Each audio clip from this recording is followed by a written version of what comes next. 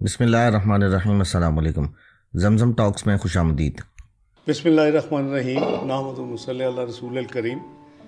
کوثر صاحب، بات یہ ہے کہ ملک بالکل ڈیفالٹ کے دہانے پہ کھڑا تھا اور یہ معیشت جو ہے وہ دنیا کی 24ویں معیشت سے 47ویں معیشت بن چکی تھی 5 سال میں۔ یہ ہے اس کا نیٹ رزلٹ جو 5 سال میں ایک پروجیکٹ لانچ کیا گیا 2011 میں، اور 2018 میں پھر ایک پرائم منسٹر بنایا گیا، اور اس کے بعد جو اس نے ملک کی حالت کا معاشی حالت کی وہ ہمارے کے سامنے ہے۔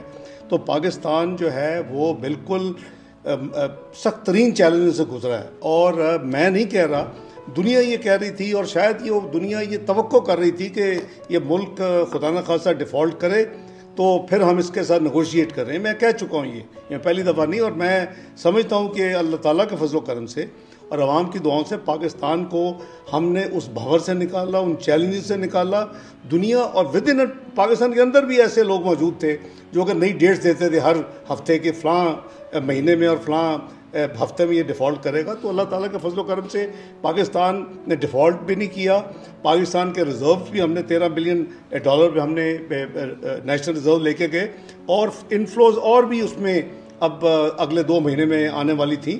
تو پاکستان اب وہ جو ڈیفالٹ کا منتر تھا، میں ہمیشہ کہتا تھا کہ IMF اور نو IMF، Pakistan will not default. تو اللہ کے فضل سے ہم نے اپنے پورے ارینجمنٹس کیے تھے۔ کوئی چیز کا کوئی فکس نہیں ہے۔ نمبر 1، جب ہم آئے تھے 2013 میں، اور جب ہم 2017 میں پاکستان میاں نواز شریف صاحب کی قیادت میں چھوڑا، lowest inflation 2% food inflation, 4% general inflation, 6% آپ کی GDP growth, best stock market of South Asia, 5th best in the world, highest foreign exchange reserves. یہ پاکستان کی پرفارمنس تھی، اور دنیا تمام پاکستان کی تعریفیں کر رہی تھی کہ second choices place for foreign direct investment. یہی تھا، ایک ہسٹری ہے۔ آگے کیا ہوا، میں فاسٹ فارورڈ کرتا ہوں کہ 5 سال میں اس 24ویں معیشت جو کہ G20 میں شامل ہونے کے لیے چند سالوں کی انتظار میں تھی، وہ اس کی 47ویں معیشت بنا دیا گیا۔ یہ جو تمام تباہی ہے یہ 1 سال میں ریورس نہیں ہو سکتی، یہ ٹائم لے گی، اور وہ بھی وہ سال جس میں پاکستان کو ڈیفالٹ کے حوالے سے اپنے آپ کو بچانا تھا۔ تو میں سمجھتا ہوں کہ اگر اس کے اوپر کنسلٹیشن کی جائے اور اپنے پالیسیز کو، جس طرح ہماری پرانی پالیسیز تھی جس پہ ہم نے کئی چیزیں کی ہیں شاہ صاحب، اور وہ پاکستان کا فیوچر ہیں۔ پاکستان ساورن ویلتھ فنڈ بنایا، دنیا میں 60 ملکوں میں بنا، لیٹسٹ انڈونیشیا اور ایجپٹ نے وہ ایکسپیریمنٹ کیا، جو ان کی پرابلمز آئی ہم نے بنا لیا ہے کہ پاکستان انشاءاللہ کبھی ڈیفالٹ نہیں کرے گا۔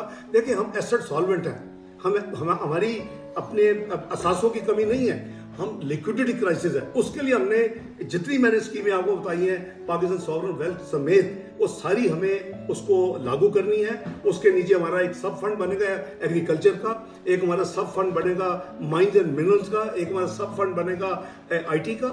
یہ سارے وہ ہیں جو فیوچر پاکستان ہے، تو ہے ان کو اجازت نہیں دی جا سکتی پاکستان کی اکانومی کو ہوسٹیج بنانے کے لیے۔ یہ ہینڈ فل آف لوگ ہیں، ان کو اسٹیٹ کو اپنے پورے قوت کے ساتھ ان کو پش بیک کرنا پڑے گا، کیونکہ یہ ریئل ویلیو نہیں ہے، اس پہ سٹا ہو رہا ہے، اس پہ اسپیکولیشن ہو رہی ہے۔ اور اس کے اوپر آج پاکستان بزنس کونسل کا میں نے ایک بیان پڑھا، وہ بھی یہی کہہ رہے ہیں۔ بات یہ ہے کہ میں آپ کو کہہ رہا ہوں کہ آپ ریئل افیکٹو ایکسچینج ریٹ نکال لیں، ایک سائنٹیفک فارمولا ہے جو ہوتی ہے، اس کے اوپر روپے کو ٹریڈ کرنا چاہیے نا۔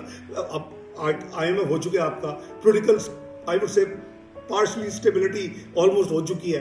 اب کون سے فیکٹرز ہیں جس وجہ سے یہ کیا؟ اس قوم کو بھی چاہیے کہ اس سوچ سے باہر نکلے کہ یہ پاکستان کا فیوچر ہے، اور پاکستان کتنا قرضہ ہے پاکستان کا؟ $100 ارب۔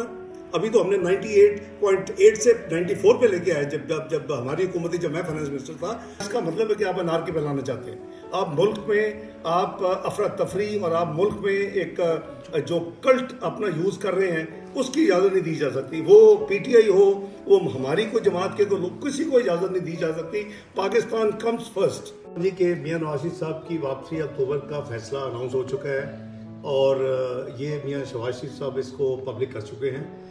میاں نواز شریف صاحب کی اس میں بلیسنگ ہے، اور ان کی اجازت سے آج بھی بات ہوئی ہے۔ انشاءاللہ اکتوبر میں وہ پاکستان جائیں گے انشاءاللہ۔ جہاں تک معیشت کا تعلق ہے، ہم الیکشن انشاءاللہ پوری طرح لڑیں گے، الیکشن میں اللہ تعالیٰ ہمیں موقع دیں گے، اور ہم معیشت کو ہماری ایک ٹریک ریکارڈ ہے ہم نے اس ملک کو جب ایٹمی قوت بنایا تو کوئی یہ نہیں تھا کہ ہمیں کوئی مبارک کی تاریں آئیں گی اور ہمیں وہ کوئی گفٹس آئیں گے پاکستان کو بلینز آف ڈالرز کے. ہمیں پتہ تھا ہمارے اوپر پابندیاں لگیں گی, لیکن اگر وہ نہ کیا ہوتا 98 میں, اکانومی کا برا حال تھا اور Pakistan macro economic unstable country declared تھا. آپ کو یاد ہوگا کہ پاکستان میں ٹیررزم کے جو اٹیکس ہوتے تھے, ہر ہفتے کئی اٹیکس ہوتے تھے. آپ کو یاد ہوگا بجلی کی لوڈ شیڈنگ 18 گھنٹے ہوتی تھی. ہماری پارٹی نے, میاں نواز شریف نے وعدہ کیا تھا کہ ہم اکانومی کو بھی ٹھیک کریں گے, ہم اس اندھیروں کو بھی دور کریں گے, اور ہم ٹیررزم سے بھی ہم اس کو لڑیں گے. ہم نے الحمدللہ اکانومی وہاں لے گئے جہاں آپ کی دنیا کی 24ویں معیشت بن گئی. ساری دنیا مضرب تھی. آپ کو G20 میں پرائز کوپر نے, واٹر ہاؤس کوپر نے کہہ دیا کہ آپ چند سالوں میں چلے جائیں گے. ایک ہم نے اندھیرے ختم کیے, ہم نے انویسٹمنٹ کی, اور ہم نے پاکستان کو لوڈ شیڈنگ فری کر کے ڈیلیور کیا. ہم نے 2014 میں بہت بڑا فیصلہ میاں نواز شریف نے کیا کہ جی ہم اس ٹیررزم کے خلاف جہاد کریں گے. ہم نے ضرب عضب شروع کی, اس کے ہم نے ضرب اپنا رد الفساد شروع کی, اور کراچی کا آپریشن سب سے پہلے شروع کیا, سپٹمبر 2013 میں شروع کر دیا. وہ کوئی سستے کام نہیں ہوتے, اربوں ہنڈریڈز آف بلینز خرچ ہوتے ہیں. میرے نزدیک پاکستان کی کرنسی کے ساتھ اسپیکولیٹرز کھیل رہے ہیں. میں نے ان اسپیکولیٹرز کی گیم جو کھیل میں نے اپنا 98-99 میں بھی دیکھا ہوا ہے. جب وہ 69 پہ لے گئے تو 52 پہ الحمدللہ پاکستان کا روپیہ واپس آیا, اور 8 منٹ اسٹیبل تھا کو والے دن تک. اور میں نے 20-13-14 کو بھی کھیل دیکھا ہوا ہے. جب 114 کو اور ایک پنڈی کے ایک سیاستدان نے کہا میں سیاست چھوڑ دوں گا اگر 100 پہ آ گیا, الحمدللہ وہ بھی ہوا تھا.